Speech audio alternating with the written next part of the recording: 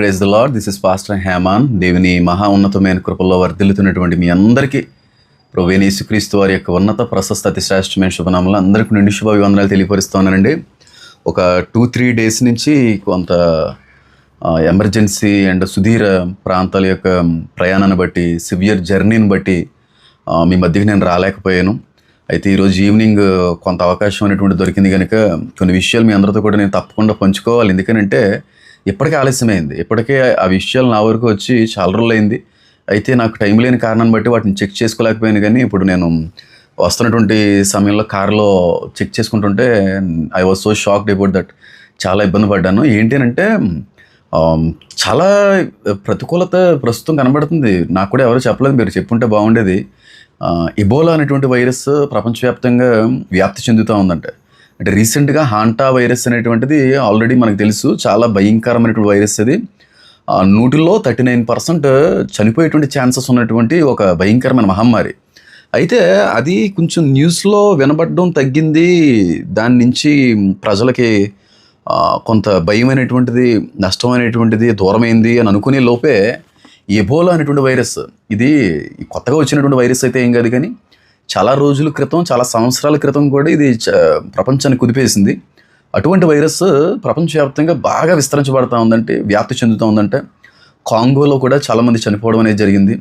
అలాగే emergency alert కూడా ఇచ్చారు యుఎస్ వాళ్ళు. అయితే ఇక్కడ మనకు కంగారు పడవలసింది ఏంటంటే, మన ఇండియన్ ఢిల్లీ రాజీవ్ గాంధీ ఎయిర్పోర్ట్లో కూడా తనిఖీలు చేస్తూ ఉన్నారు.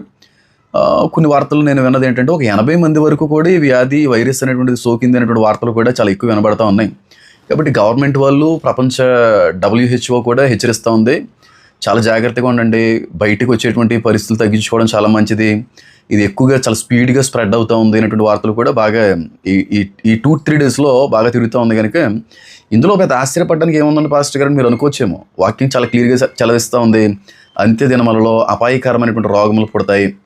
అంటే ఫ్యూర్ హవర్స్ క్రితం నేను కరుణాకర్ సుగ్నగర్తో ఒక డిస్కషన్లో పాల్గొన్నాను. ఒక చిన్న డిబేట్ వంటిది ఏర్పాటు చేస్తే అందులో పాల్గొనడం అనేది జరిగింది. అయితే ఎన్నో నెలల నుంచి కూడా మాట్లాడాలనుకున్నా కానీ కుదరలేదు. ఆయనకున్నటువంటి హెల్త్ ఇష్యూస్ని బట్టి, ఆయనకున్నటువంటి టైం షెడ్యూల్ కుదరకపోవడాన్ని బట్టి కలవలేకపోయాం. కానీ ఈ రోజున మాట్లాడడం జరిగింది.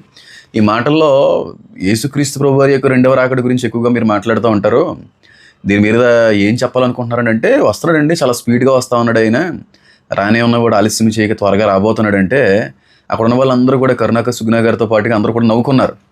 ఏమండి 2000 సంవత్సరాల నుంచి చెప్తా ఉన్నారు, అది ఎక్స్పైర్ అయిపోయిందండి, అది ఇప్పుడు ఎక్స్పైర్ అయిపోయింది, కొత్తగా మళ్ళీ జరగవలసింది జరిగేటువంటిది ఏమీ ఉండదు, ఇప్పుడే ఎక్స్పైర్ అయిపోయిన దానికోసం మీరు ఇంకా కూడా కనిపెడుతున్నారు అని కొంత అమాయకుడిని చూసినట్టుగా చూసుకుని వచ్చారు. అయితే వాళ్ళకి నేను చెప్పాను, సార్ ఇలా అంటున్నాను, మీరు ఏ విధంగా కూడా అనుకోకండి, 2000 సంవత్సరాల నుంచి కనిపెట్టుకున్నటువంటిది ఒక ఎత్తు, అయితే ప్రస్తుత దినాలన్నీ కూడా అంత్య దినాలను సూచిస్తూ ఉన్నాయి. జరుగుతున్నటువంటి విపత్తులు కావచ్చు, కనబడుతున్నటువంటి గుర్తులు కావచ్చు, నెరవేరుతున్నటువంటి ప్రవచనాలు కావచ్చు, ఇవన్నీ కూడా అంత్య దినాలకి చాలా దగ్గర సంబంధాలుగా చూపిస్తూ ఉన్నాయండి. నేనే చివరి తరమే ఉండొచ్చు, మరొక తరం మళ్ళీ యేసుక్రీస్తు ప్రభు వారి యొక్క రాకను కూడా చూడకపోవచ్చేమో, అంత దగ్గరగా ఉందండి. అంటే అది కూడా చూద్దామండి అన్నట్టుగా ఆయన కూడా మాట్లాడడం జరిగింది. నేనైతే ఒకటే చెప్పాలనుకుంటా ఉన్నానండి, చాలా చివరి దినాలకు వచ్చామండి, చాలా చివరి దినాలకు వచ్చేసాం. ఎందుకంటే భూకంపాలు, ఆకాశంలో గుర్తులు, అంతు చిక్కని రోగాలు, దేశం మీదకి దేశం, రాజ్యం మీదకి రాజ్యం, చాలా రకాలైనటువంటి సూచనలు అనేటువంటివి వస్తాయి. దేవుని యొక్క రాకడ ముందుగా అన్నారు. కానీ ఇవన్నీ కలిపి ఇదే మొట్టమొదటిసారి రావడం. కరుణాకర్ సుగ్న గారు కూడా అదే అన్నారు, ఏమంటే భూకంపాలు ఏమైనా కొత్తగా వస్తాయా, ఇప్పుడు జరుగుతున్నటువంటి విపత్తులు ఏమైనా కొత్తగా ఏమైనా జరుగుతూ ఉన్నాయా, ఇప్పటివరకు చాలా సంవత్సరాల క్రితం నుంచి కూడా జరుగుతూ ఉన్నాయి కదా, కొత్తగా ఏదైనా జరిగితే చెప్పండి అన్నట్టుగా మాట్లాడారు. నిజమేనండి, కొత్తగా అయితే ఏం జరగట్లేదు, కానీ ఇవన్నీ కూడా ఒకే కాలంలో ఒకే సమయంలో నెరవేరడం అనేటువంటిది హిస్టరీలో ఇదో ఫస్ట్ టైం అండి అన్నప్పుడు కూడా వాళ్ళు కొంత ఆలోచించే విధంగా చూసినట్టుగా చూశారు.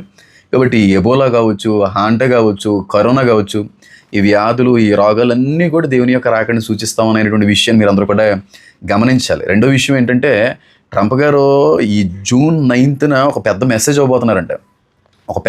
ఇవ్వబోతున్నారంటే, ఈ ఏలియన్స్ గురించినటువంటి మెసేజ్ అయ్యి ఉండొచ్చు అని చెప్పి కొన్ని సోర్సెస్ నుంచి, జెన్యూన్ సోర్సెస్ నుంచి నాకు కొన్ని విషయాలు అయితే కూడా రావడం జరిగింది. మరి నిజంగా ఈ June 9న దాని మీద ఫుల్ క్లాసిఫైడ్ ఫైల్స్ అన్నీ కూడా విడుదల చేయబోతున్నారా, లేకపోతే ఆయన ఏం మాట్లాడబోతున్నారు అనేటువంటిది అయితే మనం వేచి చూడాలి. కానీ ఇదైతే మాత్రం, ఈ వైరస్ అయితే మాత్రం హ్యూజ్గా స్ప్రెడ్ అవుతూ ఉందండి. వీలైనంతగా బయటికి వెళ్ళడానికి మానుకోవడం మంచిది. ఎయిర్పోర్ట్స్ని సందర్శించడం, లేకపోతే అలాంటి ఏరియాస్కి వెళ్ళకపోవడం కూడా చాలా మంచిది. ఇది రెండో విషయం. మూడో విషయం ఏంటంటే, ఏలియన్స్ గురించి నేను ఎన్నో నెలల నుంచి కూడా చెప్తా ఉన్నాను. వాటికి సంబంధించినటువంటి ఆధారాలు కూడా US గవర్నమెంట్ ఎప్పటికప్పుడు విడుదల చేస్తున్నారు. ఫస్ట్ బ్యాచ్ ఆల్రెడీ విడుదల చేశారు. అసలు ఈ ఫ్రైడే సెకండ్ బ్యాచ్ వస్తుందని నేను ఎక్స్పెక్ట్ చేశాను, కానీ ఈ ఫ్రైడే సెకండ్ బ్యాచ్ రాలేదు. కానీ ఈ సెకండ్ బ్యాచ్ ఆలస్యం అవ్వడానికి గల కారణం కూడా చాలా పెద్దది ఉందని కొంతమంది చెప్తా ఉన్నారు. ఎందుకంటే ఇంచుమించుగా చాలా హ్యూజ్ ఆధారాన్ని, హ్యూజ్ డాక్యుమెంటేషన్ని ఒకేసారి విడుదల చేయాలనేటువంటి ఆలోచన కూడా వాళ్ళు కలిగి ఉన్నారంట. ఎందుకు ఈ మాట చెప్తున్నానంటే, రీసెంట్గా కొన్ని విన్నటువంటి మాటల్లో, లేకపోతే విన్నటువంటి కొన్ని వార్తలను బట్టి నాకు అర్థమైంది ఏంటంటే, ఒక UFO క్రాఫ్ట్ అనేటువంటిది క్రాష్ అయిందండి. అంటే కొత్తగా అయితే కాదు, కానీ చాలా డేస్ క్రితమే UFO, అటు ఏలియన్స్ యూస్ చేసేటువంటి ఒక క్రాఫ్ట్ అనేటువంటిది కూలిపోవడం అనేది జరిగింది.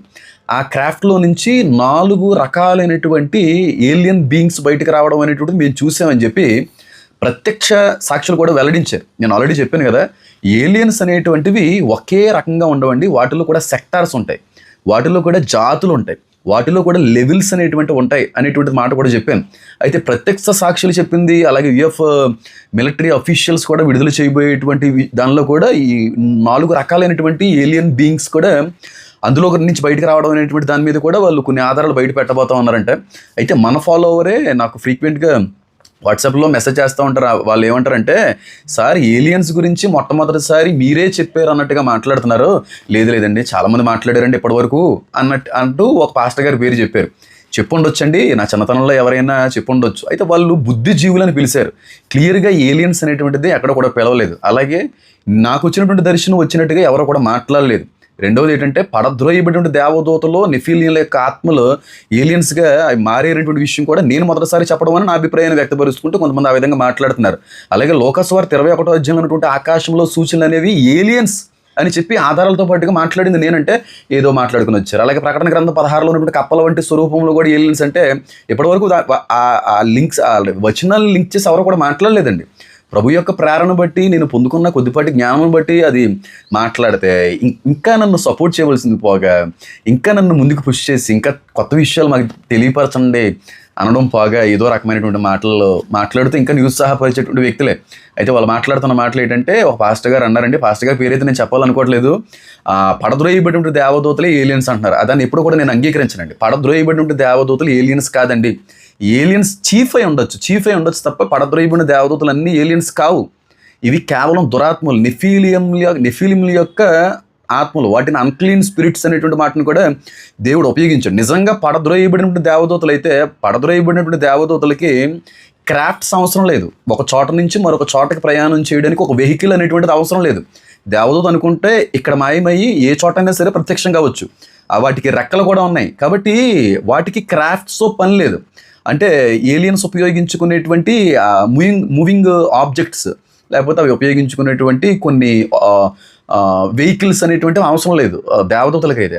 ఉన్నపాటికి ఎక్కడైనా సరే మాయమైపోవచ్చు, ఎక్కడైనా సరే ప్రత్యక్షం కావచ్చు. కాబట్టి ఈ విధంగా కూడా మాట్లాడుతున్నారు. ఏలియన్స్కి పడద్రోయబడినటువంటి దేవతలు ఒకటి కాదు. ఈ విషయాన్ని గమనించండి. ఆ డాక్యుమెంట్స్ అన్నీ కూడా బయటకు వస్తున్నాయి. బోగాస్పియర్ మీద కూడా ఒక విషయాన్ని బయట పెడుతున్నారు అనేటువంటి సమాచారం కూడా తిరుగుతూ ఉంది.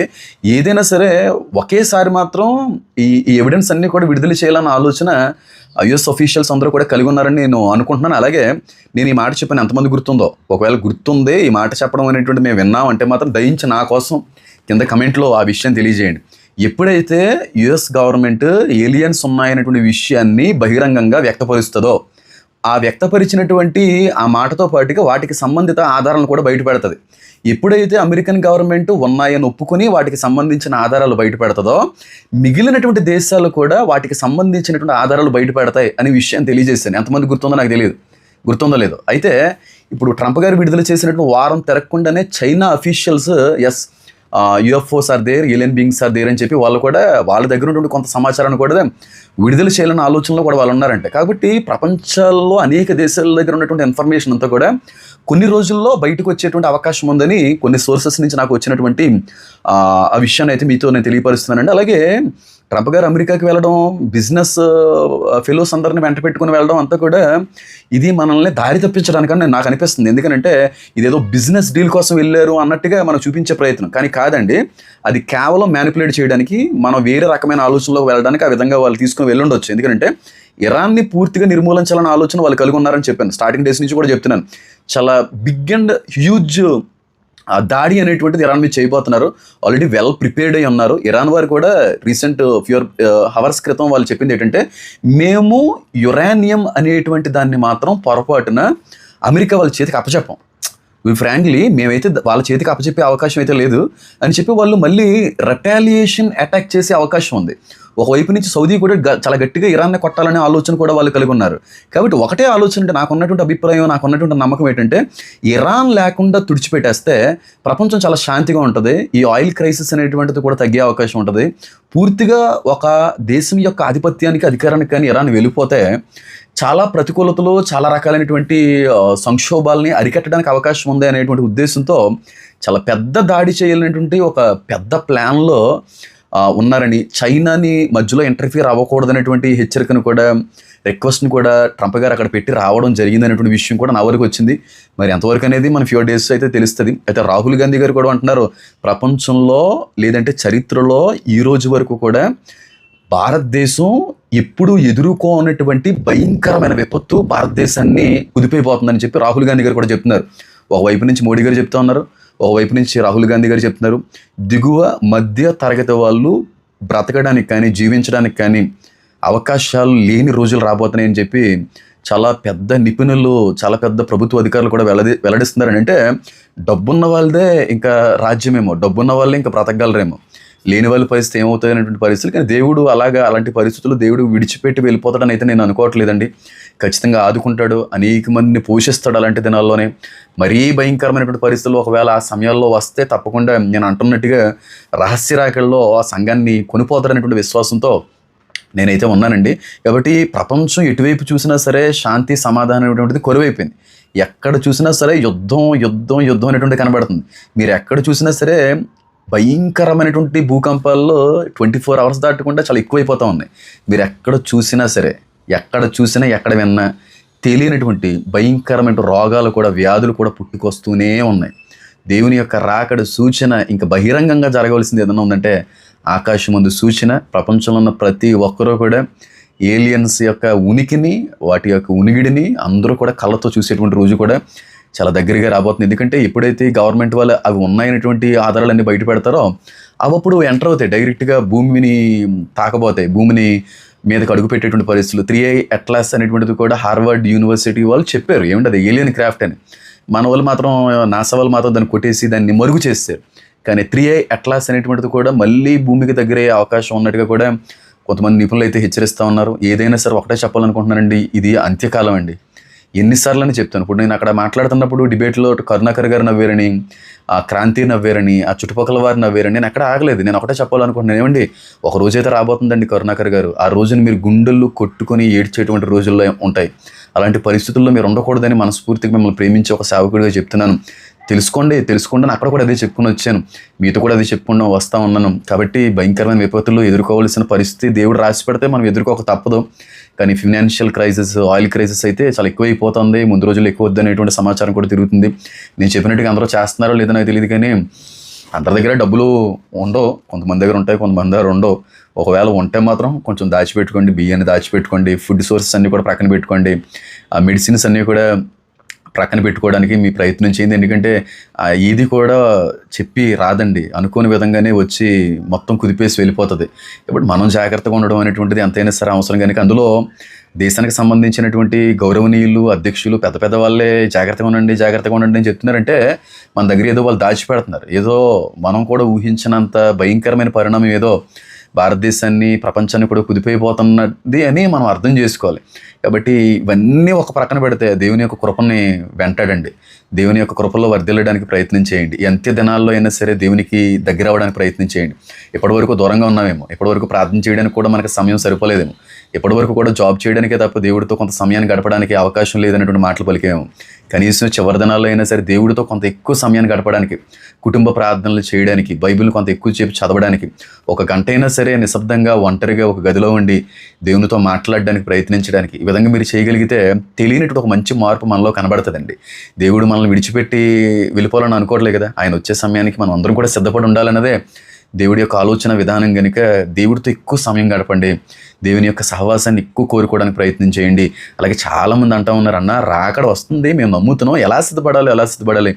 ఎన్ని వీడియోస్ చేశానండి దేవుని యొక్క రాకడికి ఎలా సిద్ధపడాలని, ఎన్ని వీడియోస్ చేశాను. మొట్టమొదటిగా మీ పాపాలను విడిచిపెట్టాలి, నిజమైన మారు మనసు పొందుకోవాలి, పశ్చాత్తాపంతో కూడినటువంటి జీవితాన్ని మనం ఎప్పుడైతే మొదలు పెడతామో దేవుడు తప్పక ఆయన రాకల్లో మనం ఎత్తుకుంటాడండి. అన్నిటికీ మించి మహా గొప్ప రక్షణ ప్రభువునందు మీరు విశ్వాసం ఉంచడంతో పాటుగా ఆయన నామమందు మీరు రక్షించబడాలి. ఎందుకంటే మనం అందరికీ కూడా సువార్త మన చెవుల వరకు వచ్చింది కనుక రక్షణ, మారు మనసు, నిజమైనటువంటి పశ్చాత్తాపంతో కూడినటువంటి జీవితాన్ని కానీ మనం కలిగి ఉంటే ఖచ్చితంగా మనం అందరం కూడా ఎత్తబడతాం. నేను ఒకటే చెప్పాలనుకుంటున్నాను, ఏదో నాకేదో కలిసి వస్తుందని మాట చెప్పట్లేదు, కానీ ఒక ప్లేలిస్ట్ ఉంటుంది మన యూట్యూబ్ గ్రూప్లో. ప్లేలిస్ట్లోకి వెళ్తే ప్రకటన గ్రంథ ధ్యానాలు అనేటువంటి ఒక ప్లేలిస్ట్ ఉంటుందండి. అది ఫస్ట్ నుంచి చివరి వరకు కానీ మీరు చూడడానికి కానీ ప్రయత్నం చేస్తే వీడియో చూసి కొలది మీకు తెలియని మార్పు మీలో కలుగుతూ ఉంటుంది. ఒక వీడియో తర్వాత ఇంకొక వీడియో, రెండో video, third video, fourth video, fifth video, ఇలా వీడియో ఒకదాని తర్వాత ఒకటి చూస్తూ ఉంటే తెలియని మార్పు మనలో కనబడతా ఉంటుంది. చాలామంది అందులో అలాగే దేవుడిని తెలుసుకున్నారంట వీడియోస్ని చూసి. చాలామందికి నిజమైన మారు మనసు అనేటువంటిది కూడా కలిగిందంటే కేవలం వీడియోస్ ద్వారా. ఆ వర్తమానాలు వినుట వల్ల కూడా చాలామంది మారు మనసులోకి నడిపించబడ్డారు. కనుక ప్లేలిస్ట్లోకి వెళ్ళండి. ఆ ప్లేలిస్ట్లో ఆ ప్రకటన గ్రంథ ధ్యానాలు ఉంటుంది. దానిలో ఫస్ట్ నుంచి ఉన్నటువంటి వీడియో వరకు, ఈ రోజు వరకు నేను చెప్పిన ఆఖరి వీడియో వరకు రోజుకి కనీసం ఒక పూటకి ఒక వీడియో, ఒక పూటకి ఒక వీడియో, రోజుకి 2 వీడియోలు కానీ మీరు చూడగలిగితే చాలా అద్భుతమైన రీతిలో మీ జీవితాలు కట్టబడతాయి. మీకు తెలియకుండానే దేవుని యొక్క రాకడికి సిద్ధపడగలుగుతారు. కాబట్టి ఎవరైనా ఢిల్లీ అనేటువంటి ప్రాంతంలో కానీ, లేకపోతే ఎయిర్పోర్ట్లో ఎవరైనా పనిచేసే వాళ్ళు కానీ, ఎవరైనా మీ స్నేహితుల్లో కానీ, మీ బంధువుల్లో కానీ, మీకు తెలిసిన వారిలో ఎవరైనా ఉంటే, లేకపోతే అబ్రాడ్లో ఎవరైనా ఉన్నా, ఆ కాంగో అలాంటి ఏరియాస్లో ఎవరైనా ఉన్నా వాళ్ళకి ఈ విషయం తెలియజేయండి. వాళ్ళు అప్రమత్తం చేయడానికి మీ వంతు ప్రయత్నం చేయండి. వీలైతే నచ్చితే తప్పకుండా లైక్ చేయండి, షేర్ చేయడం మర్చిపోకండి. లైక్ చేయడం వల్ల యూట్యూబ్ ఇది అనేక మందికి పుష్ చేస్తుంది, అనేక మందికి ఇది చూపించడానికి ప్రయత్నం చేస్తుంది తప్ప అందులో ఇంకేమీ కూడా లేదు. కాబట్టి ఇదంతా కూడా రాకడ సూచన అని నమ్మిన వాళ్ళందరూ కూడా తప్పకుండా షేర్ చేయవలసిందిగా నేను కోరుకుంటున్నాను. కొంత బిజీ షెడ్యూల్ ఉన్నప్పటికీ కూడా ఇలా ఏదన్నా ఒక అవకాశం, ఒక టైం అనేటువంటి దొరికితే తప్పకుండా మీతో ఆ విషయాలన్నీ కూడా నేను మాట్లాడుకోవడానికి ప్రయత్నం చేస్తున్నాను. ఆల్రెడీ ఆఫ్ కోర్స్ నేను కార్ జర్నీలో కూడా చేసేయచ్చు వీడియో, అంటే మ్యాక్సిమం నైట్ జర్నీ జరుగుతుంది. నైట్ మళ్ళీ కొంచెం క్లారిటీ ఉండదు కనుక నేను చేయలేక, ఒకవేళ మార్నింగ్ జర్నీస్ ఏమైనా ఉన్నా సరే మీతో నేను మాట్లాడడానికి, మీ అందరితో కలిసి చాలా విషయాలు పంచుకోవడానికి నా ప్రయత్నం నేను ఎప్పుడు కూడా చేస్తానండి. ప్రార్థించండి. అలాగే ఇంటర్వ్యూ కూడా వస్తూ ఉంది, కేఆర్ టీవీకి సంబంధించిన ఇంటర్వ్యూ చాలా అద్భుతంగా జరిగింది. నిజంగా పరిశుద్ధాత్మ దేవుడు చాలా ఘనమైన రీతిలో నన్ను వాడుకున్నారు. చాలా మర్యాదపూర్వకంగా, చాలా ఆరోగ్యవంతంగా జరిగింది. దాన్ని కూడా వీక్షించడానికి ప్రయత్నం అయితే చేయండి. అందరికి కూడా మొదటిసారి దేవుని పేరిట శుభాలు తెలియపరుస్తున్నాను. అందరికి కూడా వందనాలు. God bless you all. Amen.